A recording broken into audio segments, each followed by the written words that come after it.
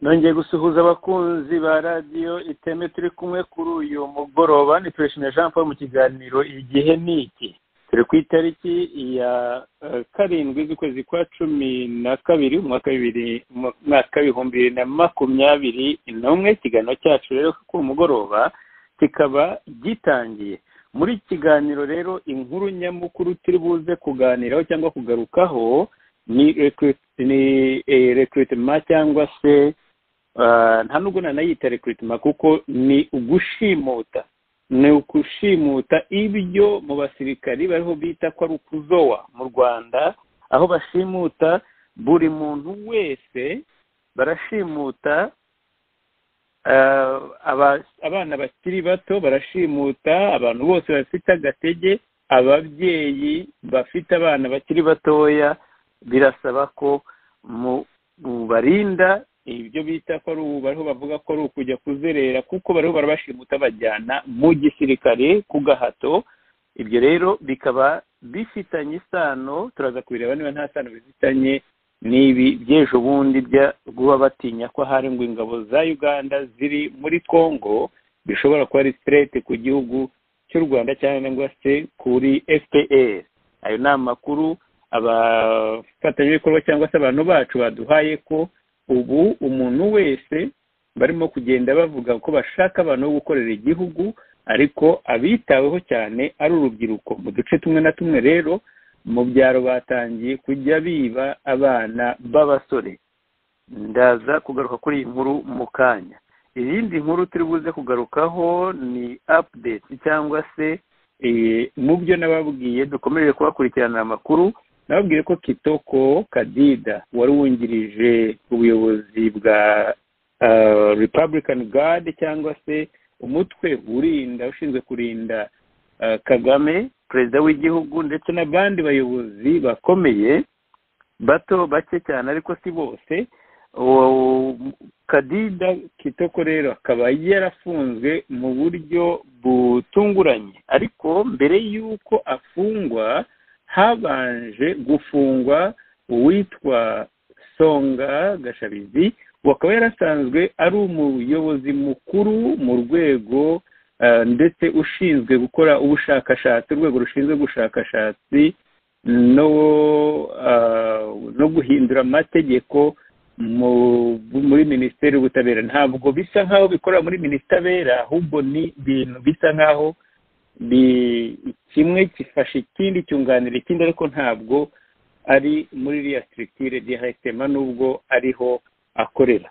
nisa nk'arende panda ukuntu uwo rero Songa akaba yari inshuti magara ya Kitoko Kadida, akaba ari wabanje gufungwa mbere. Gushize nababwiye ko umugore we atazi yara adashobora no kubaza. Ubu rero amakuru mfite ni uko bemereye umugore we kuzana ibyo kurya kuri brigade cyangwa se hari i Remera, ariko ntawe bavugana nawe, ni ukugemura yarangiza akabisigaho akagenda. Impamvu bamwemera kugemura ni uko nawe ashobora gupfa igihe icyo ari cyo cyose, kubera ko uwo Songa n'ubundi asanzwe ngo arwara bimwe bita gute, ngo yo mu rwego rwo hejuru batekereza ko ari n'umudiyabetike, ariko cyane cyane gute ze ngo hari n'aho bigera ntiyashobore no kwambara n'inkweto. Uwo rero akaba ari inshuti magara ntunsige, akaba ari inshuti n'umuvandimwe cyangwa se ari umuntu wasangiraga buri gihe na Kitoko Kadida. Uwo rero ni wafunzwe mbere. Abantu bakomeje gukora za speculation zitandukanye, harimo kuvuga ko baneguye umukuru w'igihugu, ariko na Kadida akaba yari ahari, kuko abo bantu barasangira buri gihe. Ariko kugeza uyu munsi amakuru nk'ayo ntiturayaverifiya, kubera ko twafashe ahangaha kuri Raditeme umwanya uhagije na investissement zose zikwiriye kugira ngo tuzabahe inkuru icukumbuye. Icyangombwa nuko nzakomeza kubaha update yijyanye na Kadida. Gusa umwuka ntabwo umeze neza muri Kanjepe, ntabwo umwuka umeze neza nyuma y'aho bafunga Kitoko Kadida. Kitoko akaba ari umwe mu basirikare bakomeye, ariko batakomeye cyane. Yagombye kuba ari akomeye kuruta uko ameze ubu, ari ku rwego rwa colonel, yagombye kuba nibura ku rwego rwa brigadier nonaha, ukurikije ko yagiye akora imirimo itandukanye irimo uretse no gukora muri za operation zitandukanye, ariko yakoreshejwe cyane mu bintu byo kujya acengeza yinjiza ingabo muri Kongo igihe bashakaga gutera inshuro zose, ndetse yabaga ari mu bantu bamwe bashyirwaga imbere hariya za Kinigi mu kwambutsa abasirikare, kubera yari aziranye na benshi bavuye muri Kongo b'abagogwe cyangwa se abanyejomba.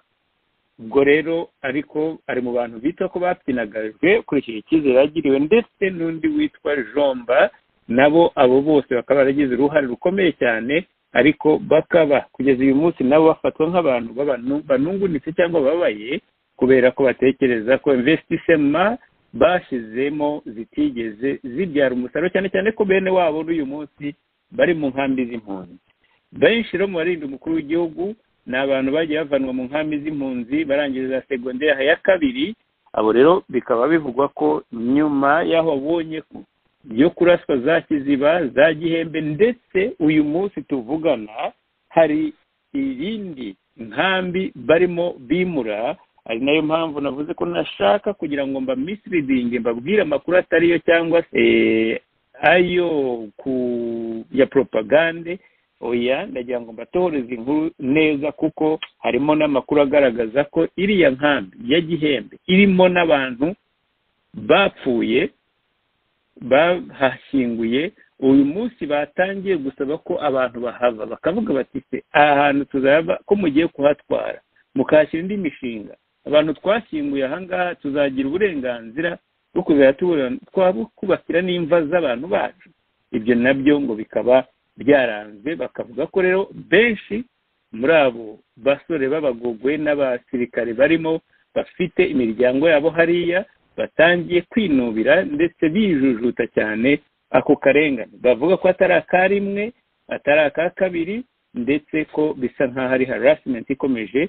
Abagaragaje umubabaro rero bakaba bashobora kubizira, ariko nabo bikumvikana ko ngo umutwe urinda Kagame nawo urimo amanunguniko cyangwa se urimo agahinda kenshi n'umubabaro mwinshi, kuko ababarinda ari abo ngabo bafite imiryango yabo ikomeje kujujubwa. Nzabigarukaho mu biganiro byihariye. Iyi nkuru ya Kitoko maze kuyiva imuzi, ntabwo ari kera cyane. Iyindi update ndi bakorere, mbabare mbanze ndebe ko Ashire nananiwe kumubona ku murongo wa telefone ntangira, ariko birasa nkaho ubu mufite muri studio. Reka mbanze mwakire ndetse musuhuze niba turi bufatanye ikiganiro.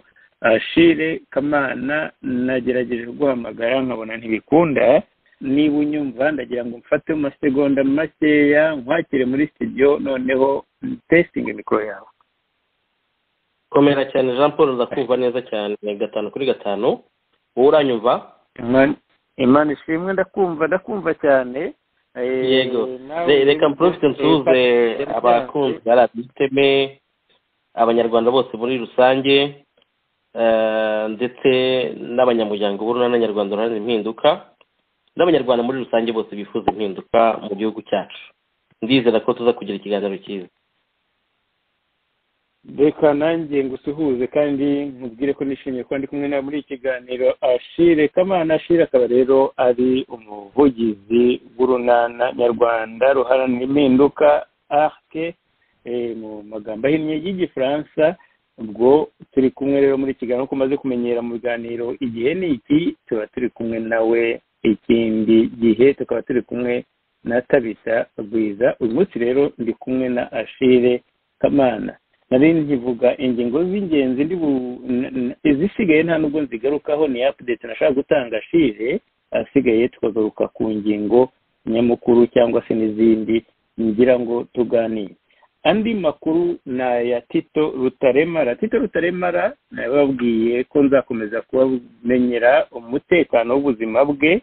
Ni nyuma yaho nababwiye ko kugeza uyu munsi nawe atazi icyamukubise cyabaye, akarukankanwa mu bitaro byihutirwa ikitaraganya kubera hari bamaze gutinya ko hari icyoba cy'uko ashobora kuba yahuye n'igico cy'abagizi ba nabi, cyangwa se akaba hari nk'abantu bashakaga kumuhitana ariko batazi impamvu. Ayo makuru ntabwo nayahagazeho, nababwiye amakuru nahawe bavuga bati ubu tuvugana habaye uburyo butunguranye bwo kwirukankana Tito Rutaremara, Imana ikinze ukuboko ubundi yarapfuye. Amakuru rero mfite ubu ni uko ubu ashobora kuba yararwariye mu bitaro bya Faisal, ariko akaba yari afite abaganga uretse n'abakorera kuri Faisal, ahubwo yari afite n'abe ku giti cye bo kugira ngo hatagira n'ibintu bindi za kabutindi bashyira muri za serumu cyangwa n'ahandi. Ibyo rero bikaba ari uko ngo hari abantu bamwe na bamwe baziranye bamuhaye igihe kinini, ariko amakuru ye ni uko yararwariye kuri Faisal. Sinzi niba agihari muri aya masaha njya muri studio, ariko icyo nzi cyo ni uko yagize ibihe bigoye. Urabona ko leta y'u Rwanda imaze iminsi noneho updating ishyiraho amafoto amavideo ye ya kera, basa nkaho bashaka kunyomoza kuvuga ko ari muzima ariko ntibashaka kumutwereka. Yenda mu cyumweru gitaha niba bababwiye ati mu cyumweru gitaha reka nzaza mbanyomoze, tuzaba tubireba, azatubwira yenda niba koko yumva ari amahoro. Ariko amakuru raditeme ifitiye gihamya nuko Tito Rutaremara yajyanywe ikitaraganya mu bitaro bya Faisal, kandi amaze kuhagera nabwo habaye ikintu kimeze nk'umutekano udasanzwe ubuzima bwe, kubera ko hariho izo mpungenge z'uko uko byatangiye bishobora no kurangirira aho ngaho muri Faisal. Ariko niba azava mu bitaro, namara kuva mu bitaro atagize nyagasani akoroherwa, ubwo nzababwira uko byagenze, kuko dukeneye kumenya niba koko ari amarozi cyangwa se ari ubugizi bwa nabi bukomeje kwinjira bukomeze kumunga cyangwa se kujya mu nda y'ingoma nk'uko tumaze kubimenyera. Ariko kugeza uyu munsi ntabwo yavuye mu mwuka, arahari. Abantu benshi batubwira ati yari agiye gupfa urwa Jean de Dieu Mucyo. Ibi ariko mu gihe tuvuga ibintu by'abantu bashyiraho inkuru zo gutangaza zimeze nka fake, zo gushaka kwerekana yuko ngo Tito Rutaremara yavuze ibi. Amahirwe twagira keretse bamubwiye bati jya kuri radiyo iteme uvuga ibi n'ibi, kuko ibintu byo kujya gushyiraho ngo yavuze iby'ikisangani bakongera bakavuga ibindi bintu yavuze ngo byakera. Noneho uyu munsi hari izindi nkuru z'umukobwa Rwigema bashatse kwerekana ko ngo abanye neza n'umuryango wo kwa Kagame.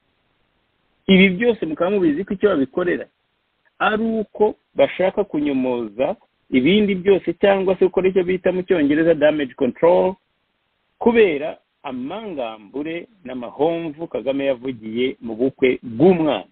Iyo ni damage control aragira ngo barebe ko nibura bagira ikintu bagarura izina. Harimo na kampani gushaka kwerekana ko kujya gushaka support ya Ange, kuko na Ange yari ahari n'umukobwa wa Piyo Mugabo nawe uteta ku ruhande ibintu ubundi bitabaho, kandi buriya naho ngaho bahuriye birarangira. Cyakora nawe ni ukujya rya rimenge kuko urukundo rwo nta ruhari. Ni gute wavuga ngo ukunze Teta umufata nk'umuntu wo ku ruhande rwawe, warangiza ukajya wandika inkuru nk'izo wanditse kuri musaza we kuriya, cyangwa se ni ukugira ngo bagende bamutereta buhoro buhoro bashimashima barebe ko bagusha uriya musore hari i Kigali, noneho bakamukorera ibyamfurambi, kuko biriya ntabwo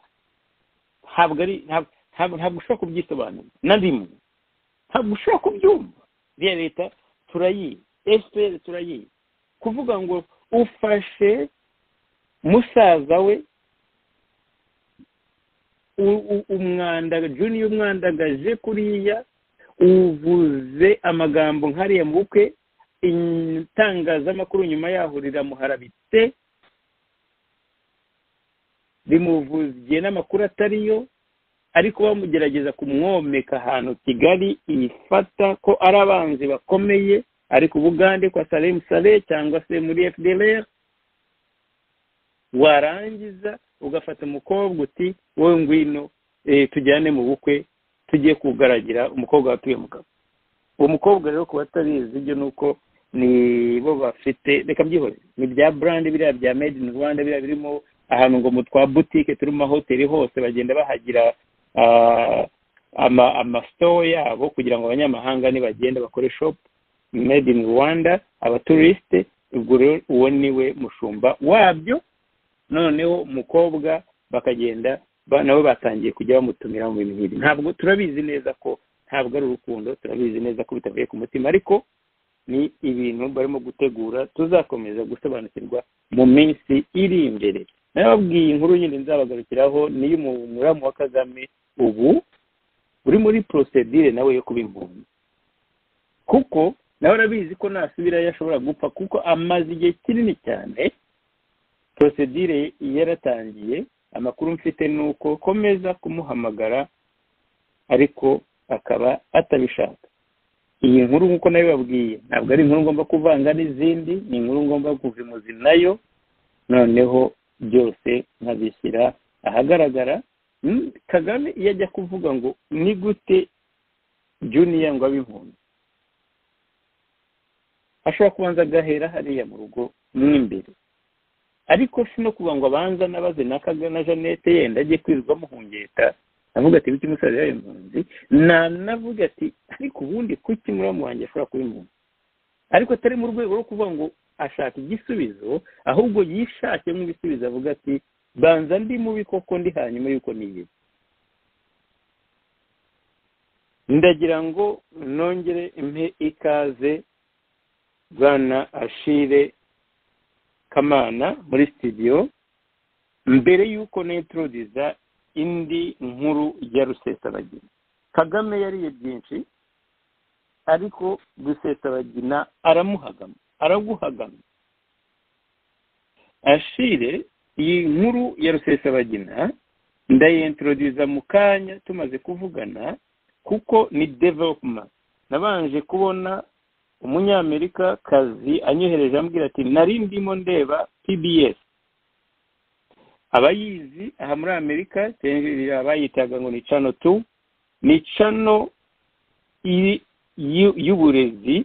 Abantu benshi bazi ko ntabwo ari ikintu za CNN zifite uruhande bavuga bati aba bari hagati, bari ba modere, abandi n'aba leftist, abandi n'aba far right. Mbese bavuga bati babugamiye ku Republike, ku Democrate ba MSNBC n'aba Democrate, Fox News ikaba Republike, noneho hakaba na CNN bavuga ko iri hagati na hagati. Ariko iriya PBS iyo ntabwo iri muri iyo kategori. ni itanga ibivuga mbese irimo ibintu bitari biased, biri researched, bikoreweho ubushakashatsi. Ndaza kugaruka kuri iyo nkuru mu kanya, ariko ngira ngo mbanze nguhe opportunité yenda yo kuvuga ku bindi navuzeho, cyane cyane ndumva iriya nkuru ishingiye, batekereza ko ishingiye yenda gushaka abantu bajyanwa mu gisirikare kubera impamvu z'uko batinya umutekano muke ushobora guturuka mu karere. Ntabwo nshaka kugira ngo iyi topic cyangwa se iyi subject ni closing udakoze commentaire, kuko Ashire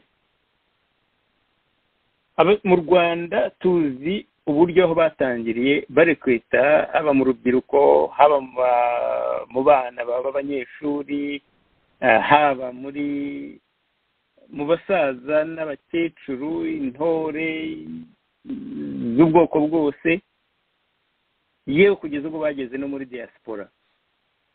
None ubu ntabwo bagitanga amatangazo ngo barimo barakora ibyo bise ngo ni ukuzoba, ni ukuyora.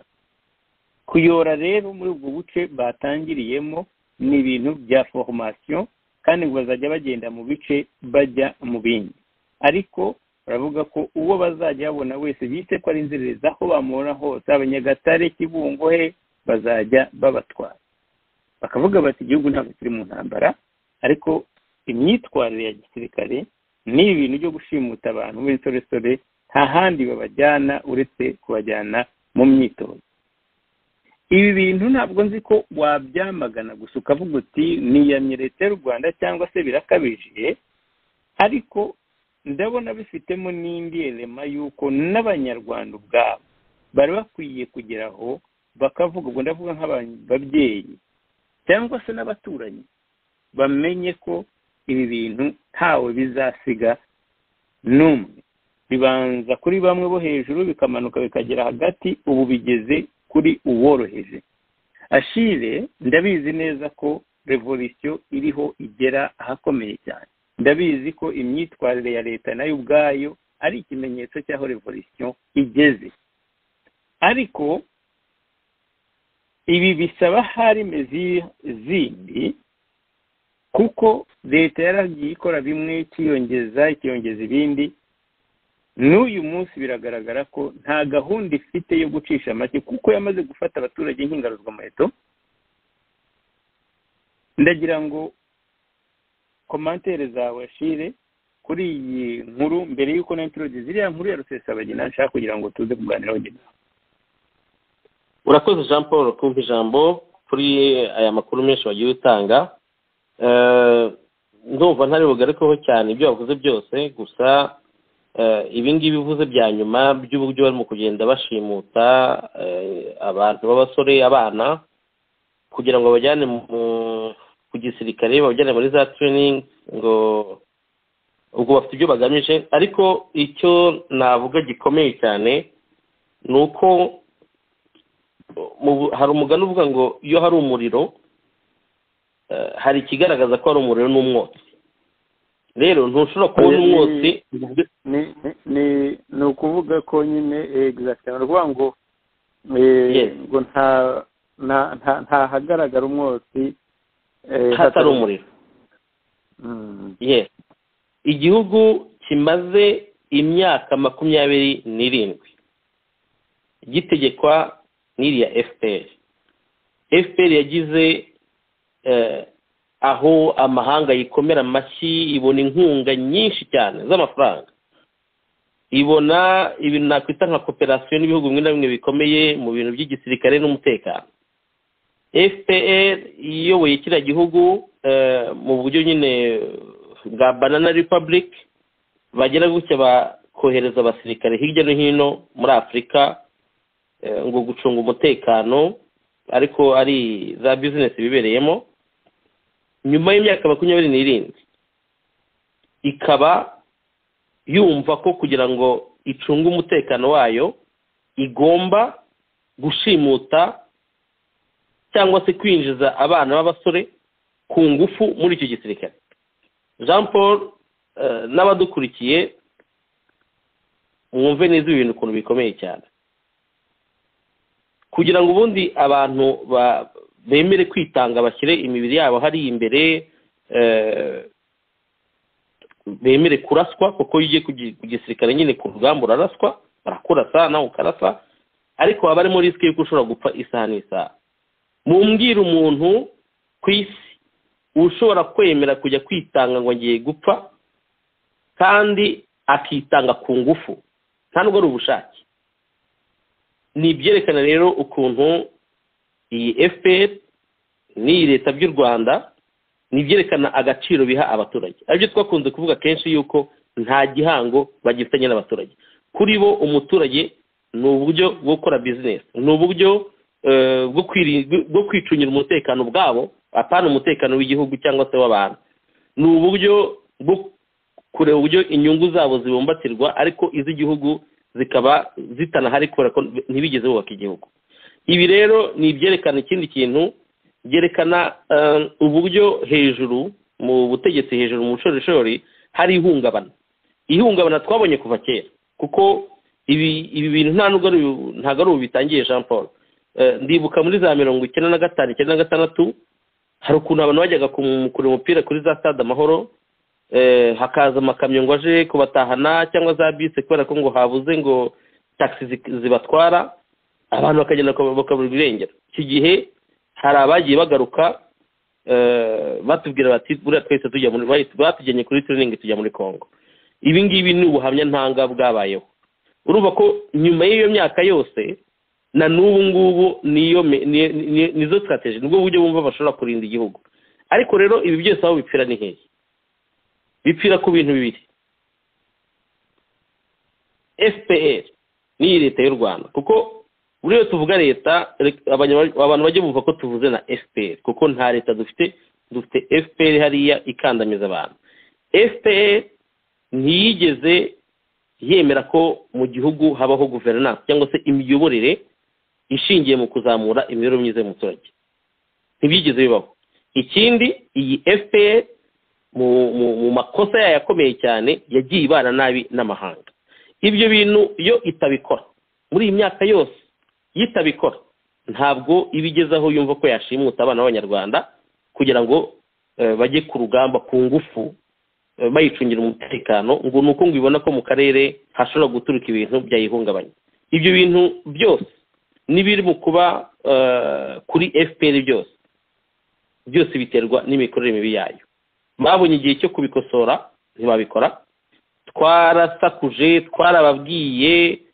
twaratabaje ntako tutagize kugeza aho tubaha akaboko tuti mw'abantu mwe mureke tuganire dukemura ibibazo niba ari n'ibintu mutanazi tubibafashemo kuko ntabwo mpamya ko FPR uko itegekwa n'abayiri hejuru ntabwo mpamya ko ari abantu basobanukiwe neza na governance cyangwa se n'imiyoborere izamura imibereho myiza y'umuturage ni abantu bagomba kwikubira ibintu byose bumva ko n'ugerageje kuzamuka bagomba kumwikiza ni igitugu n'imbaraga z'inabi ziyoboye kiriya gihugu ubwo rero ntatinze biragayitse ariko ntabwo tujye tunenga gusa twasaba abaturage bari mu gihugu yuko leta ya FPR iyi FPR igeze ahantu hakomeye cyane aho iri mu gucungana n'ubuzima bwayo ntibizi n'ibizabiriho ejo cyangwa itazabiriho twe turabizi ko iri mu marembera ariko ikintu gishobora gutuma ihanyanyaza igakomeza kwiyongeza indi minsi ni uko abaturage bakomeza kurebera cyangwa se bagakomeza kugira ubwoba turabasaba bikuremo ubwoba nibatwara umwana wawe ubivuge ubu ngubu amahanga iyo yumvise ibibera mu Rwanda barahaguruka basigaye babihagurukira kubera ko ntago bihoye n'indangagaciro zabo amafaranga bafashisha iyi leta y'u Rwanda ni amafaranga yo gufasha abaturage imishinga ifasha abaturage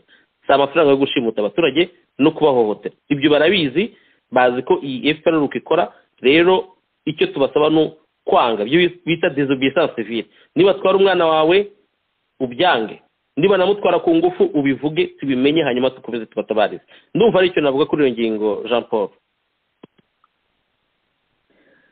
urakoze cyane kandi izo nama urimo gutanga byari bikwiriye kunamenyekana ko n'ahandi henshi ibyo bintu byarabaye. Namaze kugira ikibazo niba nakita deception mu baturage b'abanyarwanda, ntabwo ari bose obviously, ntabwo ari bya bindi byo kubanga umukobwa bumwe agatukisha bose, oya, biriya ni imigani ya kera nayo yabaga ifite ibindi igamije, ariko harimo ikinyuranyo gikomeye cyane kandi ndazi ko nawe wambera umutemwe hagati y'abanyarwanda n'andi mahanga cyane, ndetse n'u Rwanda hera no muri Congo na Uganda na byinshi, ibihugu byinshi ziriya za West Africa, ukavuga uti yese hamwe hagenda hagaragaramo ikintu cyo kuyoboresha ukuboko igipfunsi, ariko abaturage bakagira akantu gatoya basigaranirwa kandi bakagakoresha. Mu Rwanda dusa nk'aho twebwe no kwiyopoza ku gitugu, jya bivuga kenshi, ntabwo nabaye mu gihe cy'ubwami Ashire, ariko abantu babaye mu bwami bavuga ko ubundi irivuza umwami cyangwa se umweru uturutse bukuru. Iriya migani y'u Rwanda nayo ishobora kwereka aho sosiyete yacu yapfiye. Ntabwo nzi pozisiyo ufite ku bintu by'ubwami bwa kera, ariko jyewe bisa nkaho ari ibintu igitugu waba ugihaye njye mbona birenze igitugu. Mumbabarira abakunda ubwami, reka nkubwire ukuntu birenze igitugu. Igitugu umenye ko umuntu akurushije imbaraga akagutsikamiza. Ubwami hari aho bwageze, ndetse cyangwa niko bubaho hari bw'u Rwanda, sinzi ko ariko bwabayeho, ndabizi hari abazantera amajugujugu ejo cyangwa bazadutera imijugujugu ejo ko nawe uvuze ko ari igitugu, ariko hari aho bwabaye n'uyu munsi ntekereza ko ari nacyo kibazo gikomeye dufite, ariko iyo ni imyumvire yanjye mpagazeho ntawayinkuramo, ariko nshobora kuba nibeshya. ni uko aho birengeye igitugu ni uko bakubuza yenda duruwa zawe, bakubwira ko, reka ne kwita ko ari kubuza duruwa zawe, bakwereka ko ufite nivo runaka uko ungana, ariko nawe ukaba ugomba kubidefanda n'impamvu uri mutoya cyangwa se uri inferior, cyangwa se yuko ndetse nawe ukemera ko iyo nivo baguhaye ariyo ukwiriye, cyangwa se ukayakira neza nta protest, nta manunguniko, nta kababaro ufite. Ibyo bintu nibyo bimbabaza cyane. naguciye mu ijambo, ibyo uvuga nibyo, nta nubwo twanyuranya rwose. Nabyise igitugu nyine kubera ko nyine igitugu ni oppression, no gukandamiza abandi bantu, ariko iby'ubwami ni nko gufata n'abantu ukabagira abakoroni. Mu by'ukuri gufata umuntu no mu mutwe ukumvise umuntu ko agaciro ke ari munsi y'akawe, kandi bakumva ko ari uko bimeze. Ariko no mu Rwanda ubu ngubu niko bimeze, n'ubu ngubu niko bimeze. Turi muri repubulika, ariko n'ubu ngubu oya ndaguha akanya ubidevelope. nicyo nashaka kubwira ko urabona ko bisa naho byatwokamye. iyo usanga hari naho jya nkubona uriho uhangana, usanga umuntu ari anejejwe no kuba akandamijwe.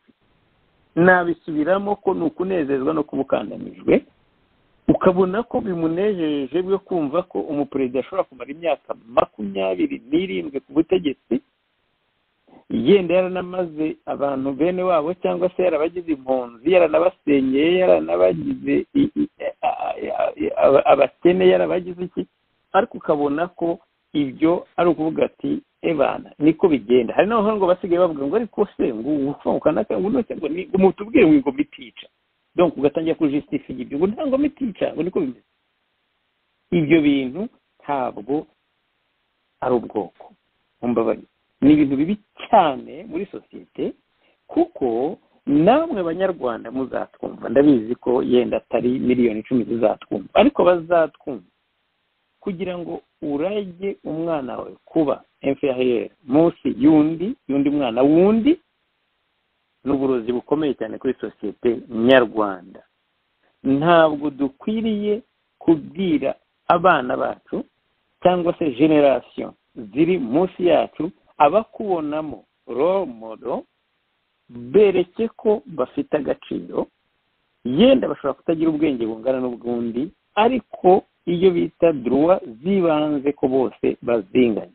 Ariko kugira ngo uvuge ngo niko bimeze, nabonye ikiganiro ku Ntsinzi Ashire kibabaje cyane, aho bavuga ngo imodoka ngo iyi modoka ngo igenda ngo imeze nk'inyerera, ubwo bavuga imodoka ya Kagame. Reka twumvikane, ushobora gukora documentaire kuri Air Force One ya perezida yitwara perezida wa Amerika, ushobora gukora commentaire kuri ku ndege itwara premier ministre wo muri Canada, ushobora gukora documentaire ku modoka zitwara abayobozi uko ziteye n'ibindi. Ariko iyo ugeze kuri leta y'u Rwanda hari itandukaniro. Umuperezida w'igihugu gikennye utunzwe n'imfashanyo akaba afite Range Rovers eshatu zisa ngo kugira ngo zijye zimuherekeza zisa zose zimeze kimwe, akaba afite indi state ya Mercedes, akaba afite indi state ya Cadillac, akaba afite indi state Mercedes ziva amavatiri cyangwa se n'izindi ngo z'amajipe. Banza ngo hari n'ubundi bwoko ntibuka neza, ariko n'ubwoko bwinshi.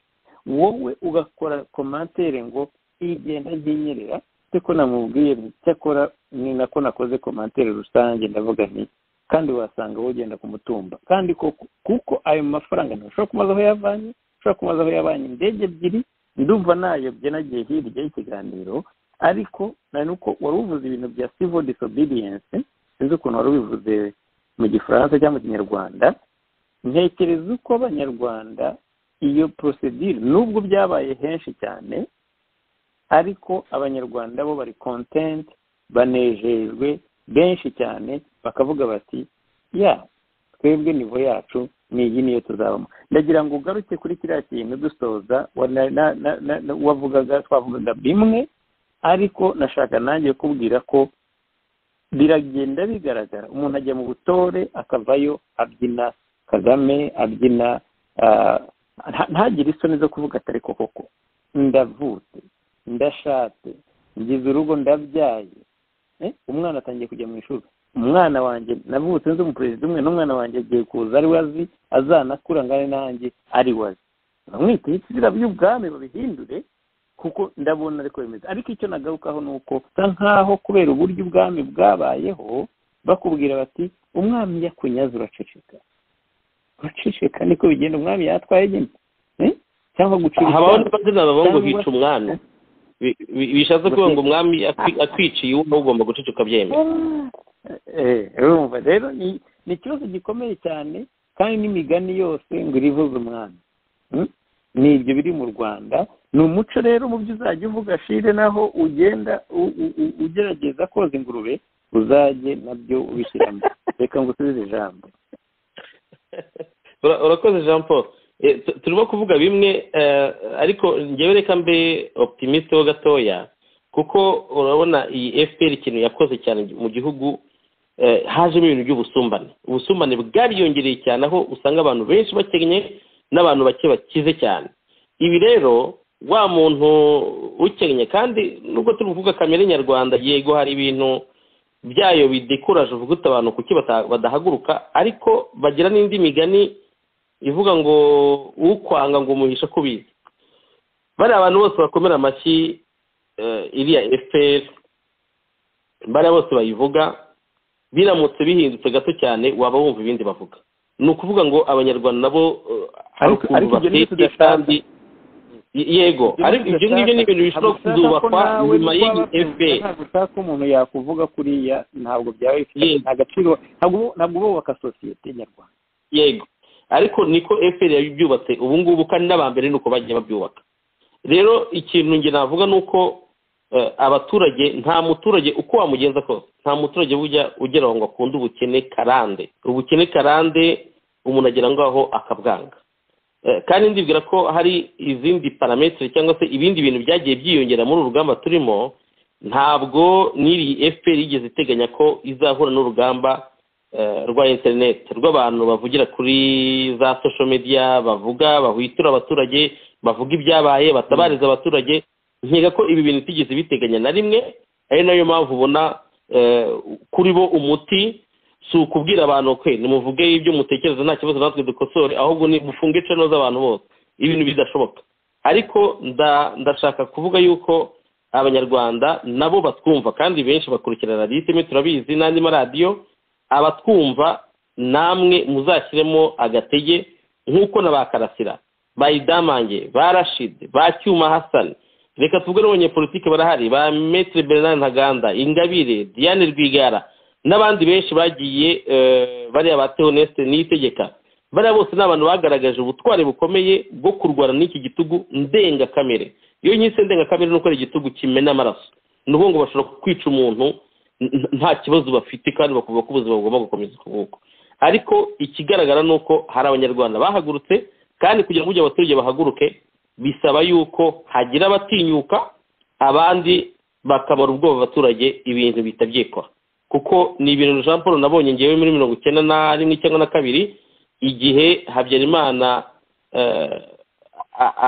abura amahitamo akemera ko agomba kujyaho multipartisme, bwarakeye imihanda yari yuzuye abantu, bari bamaze umwaka bamuririmba kuri le 5 juillet bavuga Habyarimana umubyeyi wacu, Habyarimana rambasugira, ibintu nk'ibi byose muri za animation bamuririmba. Ariko aho vuze ati amashyaka menshi aremewe, ba bantu bamuririmbaga nibo bagiye mu mihanda bati kinani nagende nandi n'izindi ndirimbo zinga karagugende. ni ukuvuga ngo abaturage b'abanyarwanda yego y'igitugu gihari gikomeye cyane, ushobora kubona bose badahagurukira rimwe, ariko hari igihe kigera iyo habonetse inzira bagahaguruka kandi bakagira impact mu bintu biba. Icyo tugomba kuzitondamo ni uko tugomba kwirinda ko haboneka abantu bashaka bitwa ko bashaka impinduka kandi atari inyangamugayo. Ni nayo mpamvu mu runana ibi ngibi tuzahora tubisubiramo. Niyo mpamvu mu runana urugamba turiho n'urwo gukosora ibitagenda neza mu Rwanda, ariko ni urugamba rw'imyumvire, aho tuzakomeza gucalenjinga, aho tuzakomeza kubwira gukebura natwe ubwacu tukikebura, ariko tuzakomeza gukebura na bagenzi bacu bashobora kugwa mu mutego bakaba bakwifuza impinduka zo kuraho FPR kandi nabo mu mikorere yabo bameze nkayo. Ibyo ngibyo ntabwo tuzabyemera, tuzabirwanya, kuko nibyo bintu byonyine bishobora kuzatuma igihugu cyacu cyongera gutekana, abaturage bose bakishyira bakizana, nta gitugu bongeye guhora nacyo. Jean Paul, reka tube turi cyaho ngaho, wenda tongera tubiganiraho, ariko nayo yari ingingo nziza yo kuvuga, kubera ko ntabwo tujye tunenga gusa noneho ngo ibijyanye no kubwira abaturage icyo bakora tubireke. Urakoze.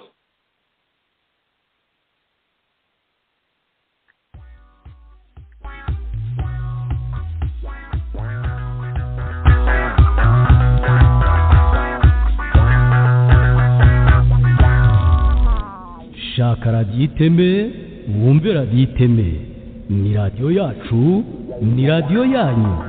Radiyo iteme, ihuriro ryacu abaharanira ibyiza. Shiri, urakoze cyane, urakoze, kandi n'ubundi byaje mu kiganiro, ni nayo mpamvu yashanje rwose. Byari byiza ko bigenda ubutumwa, nubwo utavuga ngo uzajya benshi, ariko hari aho buzagwa mu gutwi, nawe yenda bakisuzuma bakavuga bati nubwo tudashobora gufatanya nawe, ariko nibura ibyo uvuga bifite ishingiro cyangwa se turabyemera.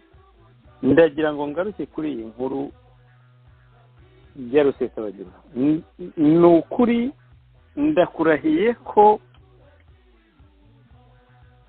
Kagame yariye byinshi, ariko iyi kesi ya Rusesabagina ndumva Dr. Kambanda niwe wakunze kujya avuga ngo ni ikirayi gishyushye.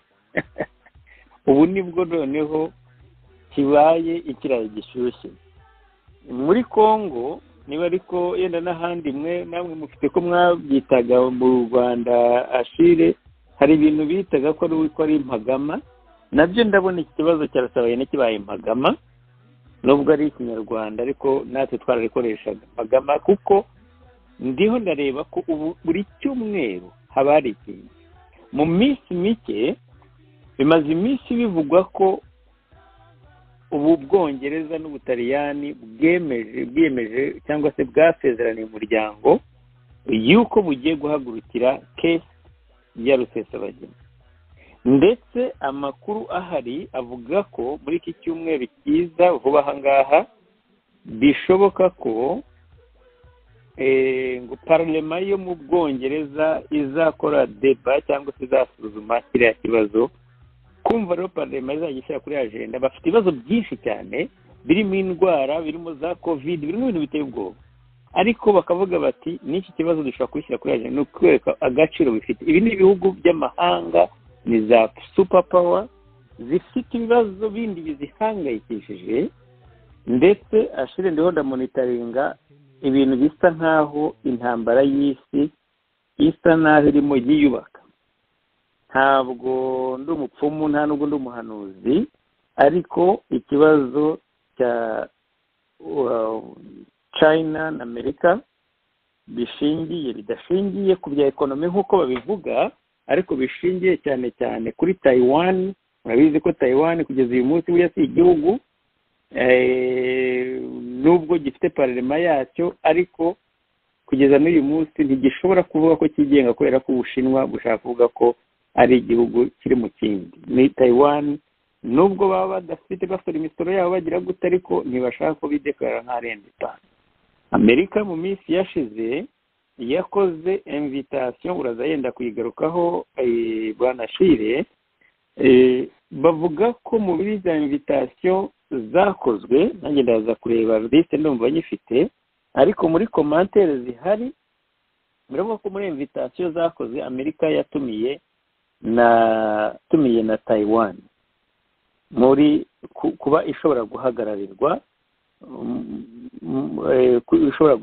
muri Amerika, kandi baratumiye ubundi ibihugu. Nibaza ko ntabwo bikiri navugaga ndaza kureba na mvise nkora akavezi gake gatoya kihuta. Taiwan iri mu bihugu iri mu batumiwe kandi atari igihugu. Ibyo rero bikabye n'akaje Ubushinwa cyane. Ndetse uyu munsi Perezida Joe Biden yagiranye video conference na Putin w'Uburusiya, aho bivuga ko nawe yari bariho yegereza ingabo nyinshi cyane hafi ya Ukraine zigera ku 150, ndetse na Ukraine nayo ikaba yaramobilije abasirikare bagera ku 90 hafi y'umupaka w'Uburusiya, kugira ngo nabo baramutse batewe bazitabara. Bakanavuga ko za NATO n'Uburayi, umuryango umwe w'Uburayi, nabwo tangiye kujya bwitozanya n'ingabo zabo kugira ngo bagire ikintu cya coopération militaire no kugira communication zoroshye. Ayo ni amakuru acukumbuye, ni amakuru nyayo, nako si ugucukumburwa, ni amakuru ari ahagaragara. Ibyo bigasa nkaho nabyo no mu karere naho ari muri, ariko bijya gusa hari rebye nabwo hasa nkaho naho hatumba umwuka w'intambara. Ndetse na Israel nabwo bakavuga ko naho ubu harimo ibindi bintu bishyashya, ariko byo yenda sinabite no kubyo nabyo nakuriye. Ndagaruka ariko kuri ika ya Rusesabagina, mu gihe harimo icyo kibazo cya global cyangwa cy'isi yose, ariko u Rwanda narwo sinzi n'ababyita kwisumbukuruza niba nabivuga mu buhe buryo, kuko Kagame yagombye kuba bizi ko aramutse bamufungiye akantu gatoya gusa, akantu ka serumu karimo bakagafunga. Ntubona n'izi covid nazo nta nubwo ashobora no kugura na covid zo kuvaccina abantu bagera kuri ntabwo ushobora no kuvaccina abantu bagera kuri 1/3 na 1/10 cy'Abanyarwanda, ashingiye ku misoro y'u Rwanda. Mugakomeza akagura amavuta y'imodoka za gisirikare n'indege, agakomeza akagenda agahemba abadepite n'abaministre. Ntabwo bishoboka. N'inzu za leta zikoreramo nabo bagakomeza kuzimentera, gukora maintenance no kuzishyira amashanyarazi na za telefone, ntibishoboka. Bafunze gusa gatoya, ariko birasa nk'aho satani yamuteye mu mutwe ntabwo abyumva. Nibyo nibutse icyo mbivuga ibiriya byose by'isi navugaga kubona isi iri muri izo bintu byose bya covid, izo ntambara zindi za hirya no hino, diplomasi ndetse na security zayo ziri ikibazo, ariko bakavuga bati turashyira iriya kaye Rusesabagina kuri agenda ya parlement. Kagame yarakwiye kugira ubwoba, ariko mu gihe ibyo ngibyo bitivugwa, PBS iza gukora reportage ngiye kubasangiza mu rurimi rw'icyongereza, muranyihangana ariko turayikora samari nashire tumaze ni nayo turi buse gusorezaho dusoza ikiganiro. Reka tubanze twumve icyo bayivuzeho.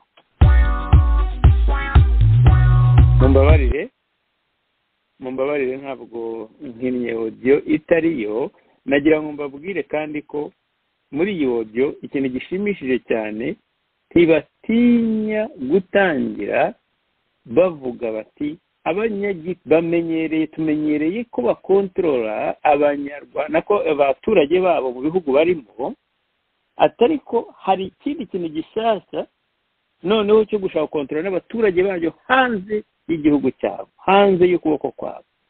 Ariho bavuga urugero rwa Paul Rusesabagina. Mu kanya naze mbabwira ko PBS ntabwo ari televiziyo yibogamiye ku ishyaka runaka, ni televiziyo ni ukuvuga ngo ibyahaciye bishobora kujya muri Harvard University, bishobora kujya muri Cornell University, bishobora kujya muri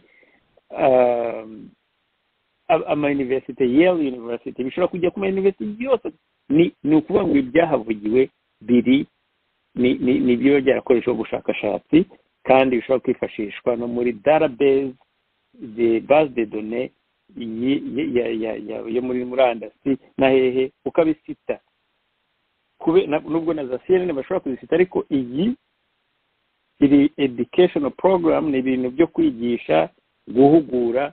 Reka twumve reportage bakoze, nagira gusa mvuge uko iyo televiziyo uko izwi, kandi nta nubwo ibogamiye, ntabwo iri populaire cyane nka ziriya TV zindi, ariko ntabwo ibogamiye kuri ishyaka runaka. Authoritarian governments have always sought to control their people and to suppress political opposition within their countries. But now, human rights experts say there's a new and growing trend by those governments to reach beyond their borders. It's being called transnational repression, countries trying to control their people wherever they are in the world, even in the United States. NewsHour Weekend special correspondent Benedict Moran has the story of a man once hailed as a hero in Rwanda who later fled into exile and is now convicted and jailed in his homeland. Today, Hotel des Mille Collines is a tranquil place for tourists in the heart of Rwanda's capital, Kigali. During the 1994 Rwandan genocide, this neighborhood was a killing field. More than 1,200 people fled to this hotel for safety. It was then managed by a 39-year-old Rwandan man named Paul Rusesabagina, who, using cash bribes and gifts of whiskey, kept the killers at bay.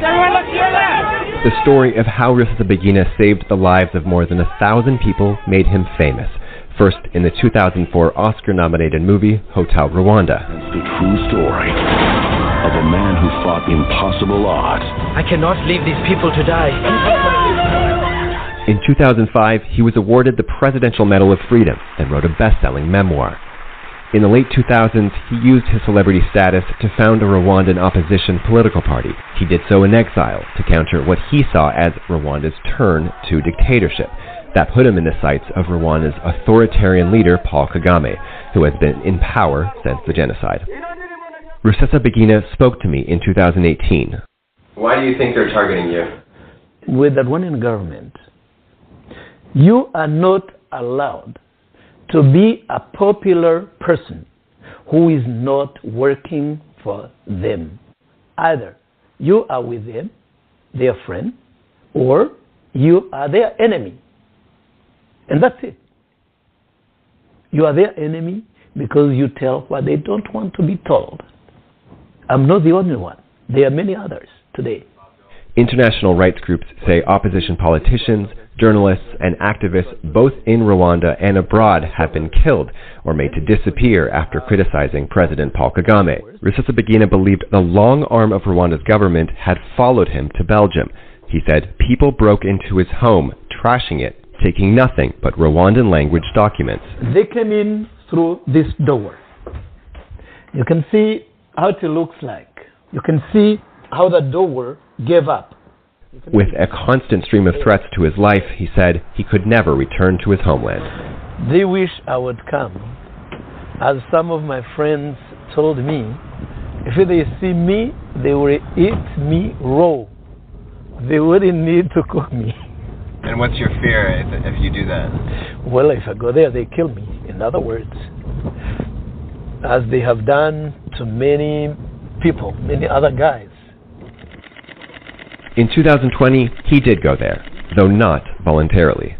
His problems began when he left on a trip from his second home in San Antonio, Texas, where he is a legal resident. Paul Rusesabagina flew from Texas to Dubai. There he boarded a private plane that he thought was going to Burundi, where he said he had plans to speak to churches. But the plane actually flew to Rwanda. In an interview with Al Jazeera English, Rwanda's then Justice Minister Johnston Busingye admitted that Rwanda paid for the private plane that took Rusesabagina without his knowledge to Kigali. I'm asking who paid? The government paid. So the government paid for the plane that transported him yesterday. Once in Rwanda, Rusesabagina was arrested and charged with being behind a series of deadly 2018 rebel attacks. And suddenly, Paul Rusesabagina was on trial, charged with crimes including terrorism. The time has come for us to use any means possible. In a video published online after our 2018 interview, Paul Rusesabagina made provocative statements regarding the Rwandan government. However, he denied ever playing any part in any violent action. I spoke to his daughter Anais Kanimba in August of this year in Washington, D.C., before the verdict. She was there lobbying the U.S. government for help in securing his release. It's been a nightmare for our family. Kanimba is a genocide survivor herself. In 1994, when she was just a toddler, her biological parents were murdered. Rusesabagina is her uncle. After she and her sister were found in a refugee camp, he adopted them and raised them as his own. To me, he's the person that's the reason why I'm still alive today, and he's providing me the education and the love, the support that my parents couldn't because they were killed in the genocide. And so this is very personal to me because I'm afraid that he's going to be taken away. She said she, too, felt threatened. While her father's trial was underway, Amnesty International revealed through a forensic analysis that Kanimba's sister, Corinne, was likely the victim of a near-constant surveillance campaign. From January through June this year, her phone had been hacked. Amnesty's data strongly suggested the Rwandan government was behind it, and they were using her phone as a device to listen in on her private meetings with lawyers and government officials. They're trying to infiltrate and get to you as much as they can, all the way to everything that you have on your phone, and it's very scary. Why are they doing that if it's not just to repress people, to repress our family, to repress my father, and to repress any other person who dared to speak against them? The nonprofit American group Freedom House, which does research on democracy and political rights around the world, says Rusesabagina's rendition and the Rwandan government's alleged hacking of his daughter's phone are part of a larger trend of what's known as transnational repression. And it's happening to dissidents around the world. Michael Abramowitz is the president of Freedom House.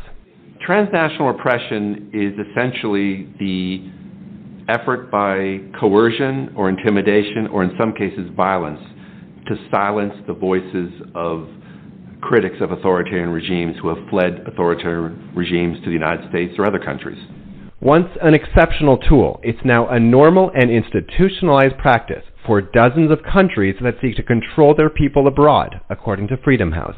The organization documented hundreds of cases, from Russian President Vladimir Putin allegedly assassinating dissident Alexander Litvinenko in the United Kingdom by using radioactive poison, to Saudi Crown Prince Mohammed bin Salman allegedly approving the Istanbul murder of Saudi journalist and critic Jamal Khashoggi, and most recently, Belarus President Alexander Lukashenko using a bomb threat to force down a Ryanair flight carrying an opposition journalist. No one is safe anymore from the long arm of the authoritarian state. So even American citizens, if we don't stand up to transnational repression, I think that we are opening the door to authoritarian countries going after everyone living in a democracy. So I don't think this is just a matter of us and them. It's a matter of all of us.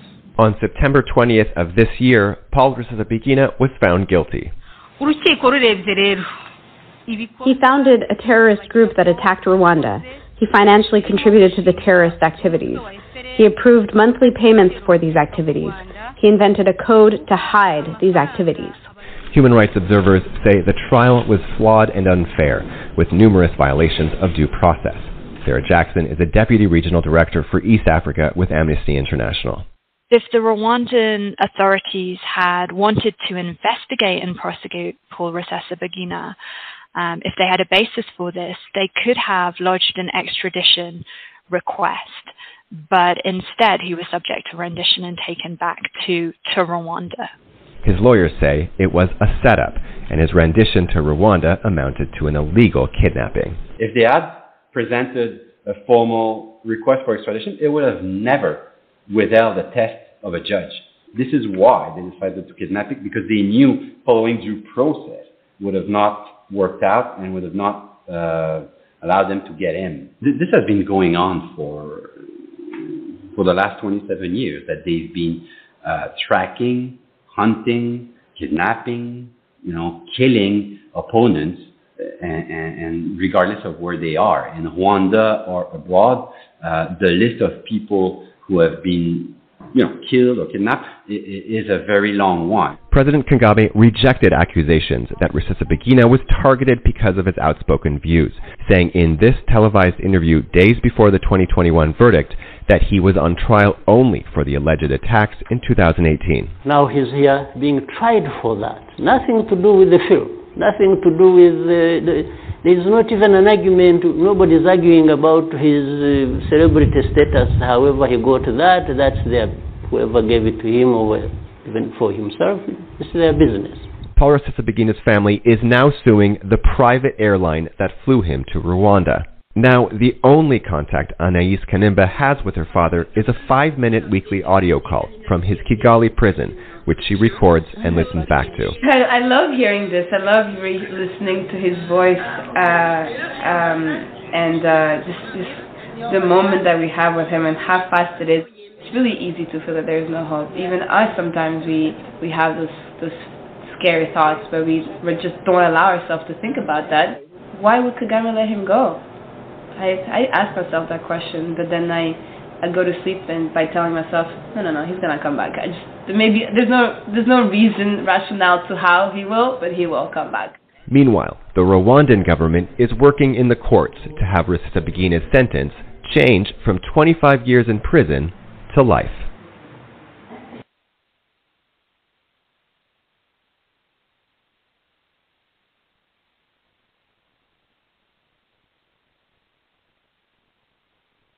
nta bintu byinshi nayivugaho iyi nkuru uretse utuntu tubiri twonyine.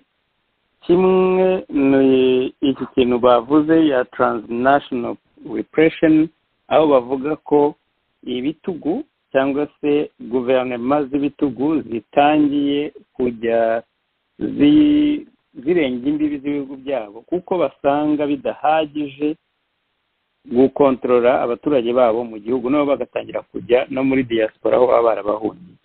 Ingero bazitanze nyinshi cyane,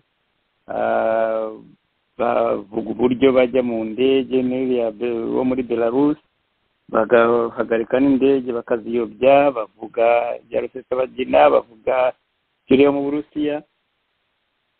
Ikintu gishimishije kirimo nuko bavuze bati ni ibintu byo guhagurukirwa, tubihagurukire kuko bagiye kujya baza no mu bihugu bitugu bimaze kwiyongeza cyangwa se power zabyo zigeze kure, batangiye kujya baza mu bihugu birimo democracy, abantu bafite freedom, nabwo bagatangira kujya batuma abantu babaho mu bwoba. Ni ibintu byiza cyane, ariko uboge nawe tuvugana nonaha ndabizi ko ufite kopi ya liste y'abantu batumiwe ku bintu byo inama ya demokarasi y'abihugu, inama y'ibihugu kwiga ku kintu cya demokarasi cyangwa se ni nka promotion ya demokarasi aha ngaha muri Amerika. Tukaba dufite amakuru y'uko u Rwanda rutarimo. kuba batarimo ntabwo ari ikintu cyo wa burashinga gutyo gusa ukavuga uti no reka yenda bararwibagiwe. Ntabwo barwibagiwe. Iyo bigeze kuri covid bariho imfashanyo ya covid, iyo bigeze ku bindi bagira ibyo bakorana, ariko bavuze kuri demokarasi ntabwo u Rwanda rurimo. Hashobora kuba hari impamvu zirenze imwe tumiye u Rwanda bishobora kuba ari no kulegitimiza ya mikorere yarwo. Nzi neza ko ntabwo runezerewe kubona rutari kuri ya liste, ariko ashire ku kindi kintu cyo kurwara Rusesabagina kumva baramukatiye 25 agaceceka, hanyuma leta y'u Rwanda ubwayo ikaba ari ijya kujurira. Jewe nabifashe mu buryo bubi. Leta y'u Rwanda ishobora kwivuga ati muretse mujurire kubera ko bashobora kutajurira kubasabosha urukiko, barimwe mujurira noneho nibigera imbere mu rukiko rwo hejuru rw'ubujurire bazavuge ko bamuhanaguyeho ibyaha, twerekane ko inkiko z'u Rwanda zikora. Yendagira ngo yenda icyo cyaba ari kimwe, ariko icya kabiri ni ukumva ko ubushinjacyaha nibwo buruhojurira igifungo cy'imyaka 25 ngo ni gitoya cyane ngo barajurira ikindi, kandi mu gihe tangabuhamya bavugaga ko yarashwe cyangwa se yarashwe n'ingabo za FLN ngo za Rusesabagina, atangiye kuvuga ko burya ngo byari impanuka zisanzwe nta naho byahuriye n'amasaha. Ariko reka nkureke dusoze kuri iyi nkuru. Ashire komantere zawe, ijambo ni ryawe. Yego, urakoze Jean Paul. Hejuru y'ibyo uvuze kandi nanjye numvise hari n'akantu numvise basa nk'abavuga bati no mu bihugu byacu bizageramo, kandi bavuga igihugu nka Leta Zunze za Amerika kuba zavuga ati na hano bizahagera nitutabihagurukira, ni ikintu abantu bagomba kumva neza. Ariko mbere y'uko nkora izi komantere kuri Kaya Rusesabagina, ndagira ngo mbanze mbwire abanyarwanda bose muri rusange, cyane cyane abantu bakunze kuvugira iyi leta. Hari igihe baza bakavuga ngo abantu bavugira ku maradiyo, ngo bari kuri YouTube, ngo ni ibigambo gusa, ngo nta kindi, bakumva yuko ibyo dukora nta shingiro bifite cyangwa se nta reme bifite. Kandi ibyo tuvuga nta na kimwe duhimba, ni ibintu byose iyi FPR iba yakoze. Abo bantu kubera wa muco twavuze kare wo guhakirizwa, gucinya inkoro, kubaha umushefu uko bimeze kose icyo avuze ukabacishwaho, bumva yuko tuba twakoze amahano iyo turi mu kunenga, ndetse byaba ngombwa tukanarwanya ibyo leta ya FPR ikorera abanyarwanda. Bumva ko tuba twarataye umutwe, tudakunda igihugu, cyangwa se ko tubayeho nabi, mbese ugasanga ntabwo bihaye agaciro byagumye kuba bifite, kandi nta nubwo bahaye agaciro kubera ko batumva ko ubwabo nabo ari inshingano zabo, ari byo bagombye kuba bakora, aho kugira ngo bavugire igitugu bucya ubwabo kikabakubita. Impamvu ibi bintu ni uko kugira ngo iyi leta igere ahangaha mu rwego rwa diplomasi, kuko diplomasi ikorwa n'ibihugu mu nganya imbaraga, ikanakorwa n'ibihugu bikurusha imbaraga, cyane cyane imbaraga z'amafaranga. Nk'uko tubizi, leta y'u Rwanda ibeshejweho ku rugero runini cyane ku nkunga ihabwa n'ibihugu by'amahanga ndetse n'amadeni.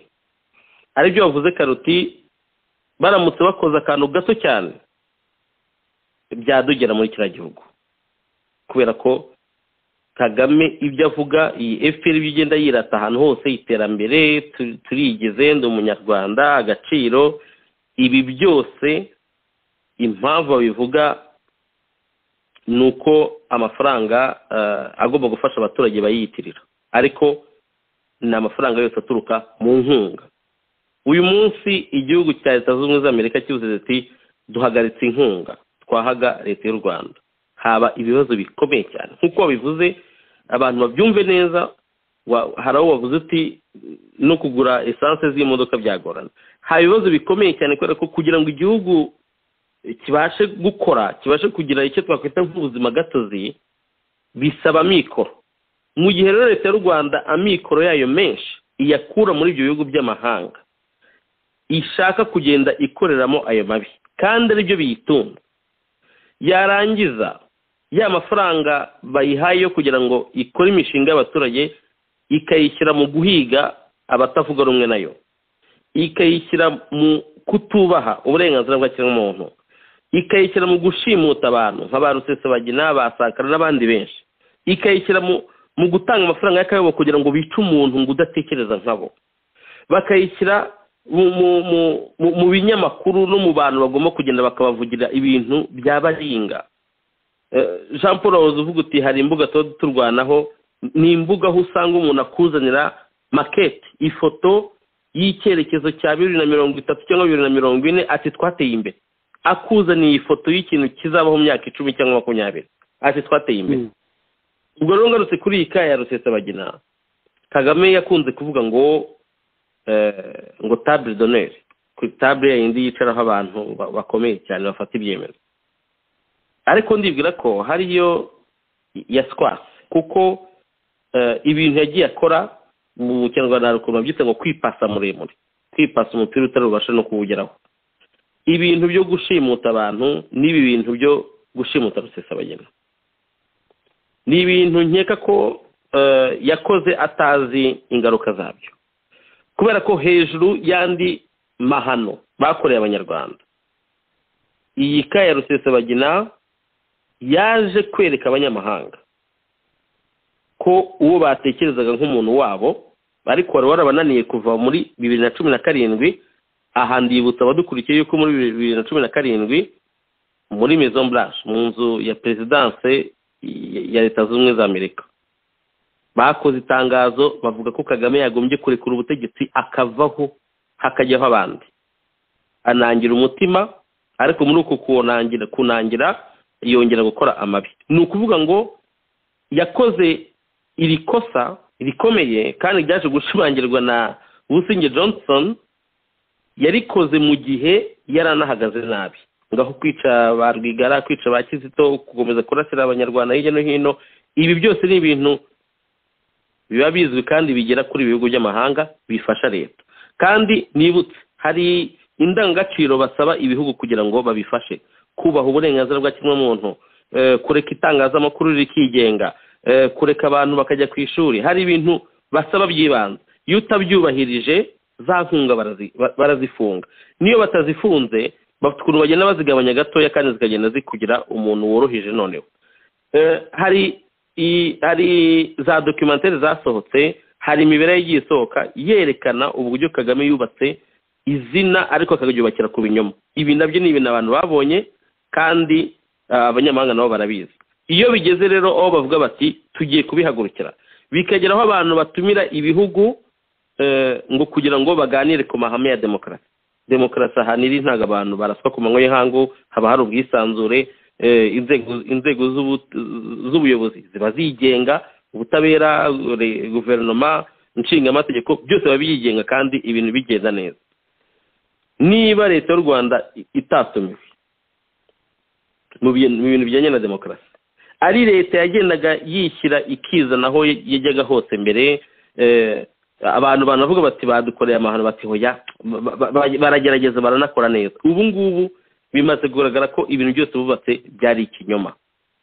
Ukongera ibyo twavuze tugitangira yuko bari mu gufata abana batoya bakabajyana mu gisirikare ngo bagende bajye kwiga uburyo ngo bazabaproteje.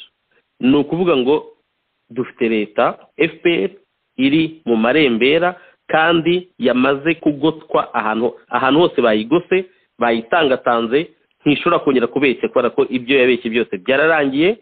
Ntishobora kuvuga ko izabikosora kubera ko yabonye umwanya uhagije wo kugira ngo ibikosore, ntiyabikora. Kandi impamvu itabikoze abantu bagatekereza ko ngo hari ababananije.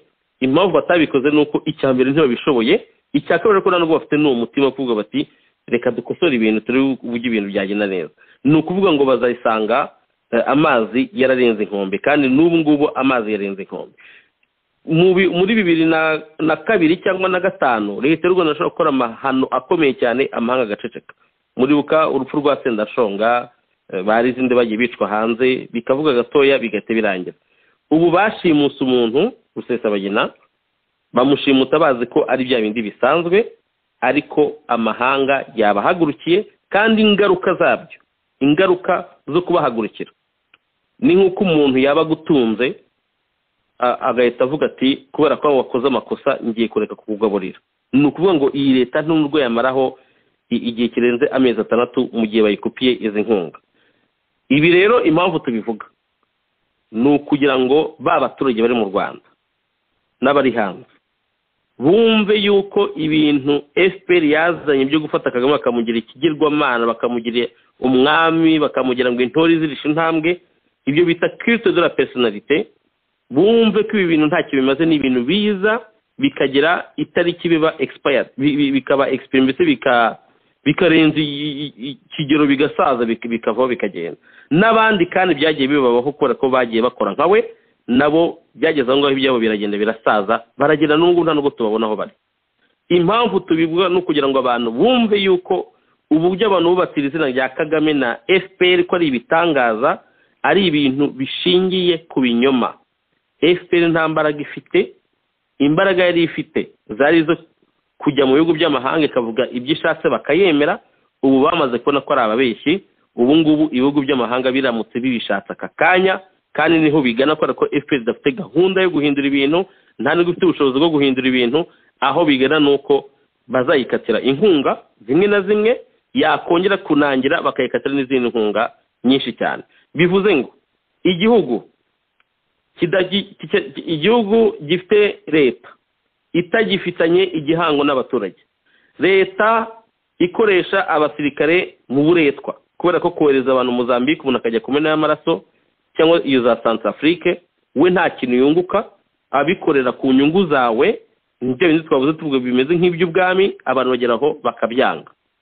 Leta idafite umubano mwiza n'ibihugu byo mu karere, leta imaze kugaragara mu bihugu bikomeye biyigaburira, ni leta idafite ibyo bita akazoza kejo nubwo muzi Kirundi, ariko ni leta idafite avenir, ni leta igiye kugira ibibazo bikomeye cyane, bisaba ko noneho n'abanyarwanda nabo twese hamwe dushyiraho akacu tugakomeza kugaragaza ayo mabi yayo, ariko cyane cyane abo mu Rwanda mwikuremo ubwoba, mwikuremo ubwoba.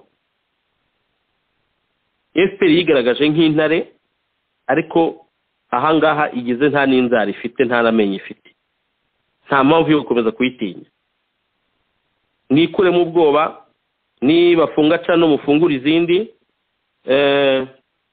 niba bashyiraho amategeko adafashe mureke kuyakurikiza, kuko no mu mahame ya demokarasi baravuga ngo iyo leta izanye amategeko atari mu nyungu z'abaturage nta muturage ugomba kubyubaha. Izo ni inshingano z'abaturage. Mu byange mwange akarengane, mwange igitugu cyabo, ariko cyane cyane mbwire babandi leta ikoresha bakajya guhemukira abandi. Wewe bahagurutsa bati genda ujye kuroga kanaka, genda ujye kwica kanaka, genda ujye gufunga Cyuma Hassan. Mwabacamanza mwe urwego rw'ubutabera, uru nguru ni rwo rugiye kurangiza leta y'u Rwanda, kuko ibyo ikese Rusesabagina yanyuze yego mu nzego za RIB, za polisi, za maneko, ariko aho byakiriwe hose ni mu butabera. Mwabacamanza mwe mutari abacamanza, kubera ko ibyo mukora n'ibyo babategetse kandi namwe mukanabyemera. Ibyo mwize mukabishyira mu gifu mukibagirwa ibindi. Ibi bintu byo kuza gucira abantu imanza, mumenye ko nibidahagarara isi umuyaga uraza ugahuha ibintu bikagenda hakaza ibindi, hari igihe kizagera namwe ubwanyu mugahura n'ubwo butabera mwimye abandi bantu. Abanyarwanda bose, waba wita intore, waba uri muri opposition, waba uvuga uti ntari ikintu ndimo, igihe kirageze kugira ngo twese tuvuge ngo ukuntu igihugu kiyobowe, gitegekwa, ukuntu amaraso ameneka buri munsi, ukuntu nta muntu n'umwe utekanye, waba uri intore waba utari intore, nta muntu n'umwe utekanye imbere y'aba bantu. Twese tugomba guhaguruka tuvuga ati turabyanze, tukongera kubaka ibintu bishyashya, urubyiruko rukaba urubyiruko nyarubyiruko rukunda igihugu, ruza amateka nyayo atari ya yindi ya Tito, ariko tugomba guhaguruka ibintu tukabirwanya, kubera ko n'amahanga ntago ashobora kuza kuturusha guhagurukira kurwanya igitugu kitumereye nabi. Jean Paul, ndumva ari ibyo navuga kuri iyo ngingo, nkaba kandi ngushimira kuba wantumiye mu kiganiro. Murakoze. ashire reka nanjye ngushimire ndetse ari wowe kandi ikiganiro cyacu tukaba tugisoreje ahangaha abadukurikiye mwese aho muri hose mugire ibihe byiza n'abazadukurikira ejo namwe mugire ibihe byiza ikiganiro cyacu kikaba gisoreje ahangaha mugire ijoro n'igitondo cyiza mu mashyamba zihingwa n'impongo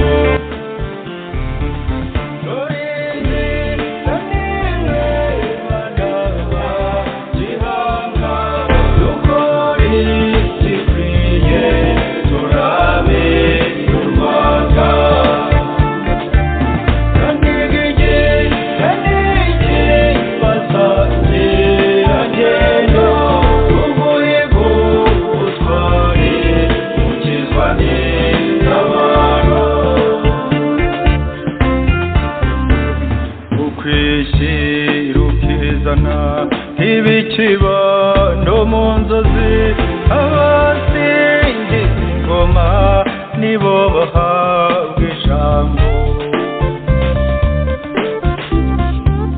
rubanda rurarira rw'amambu w'ubutaka ab'intego bararira ntibakiri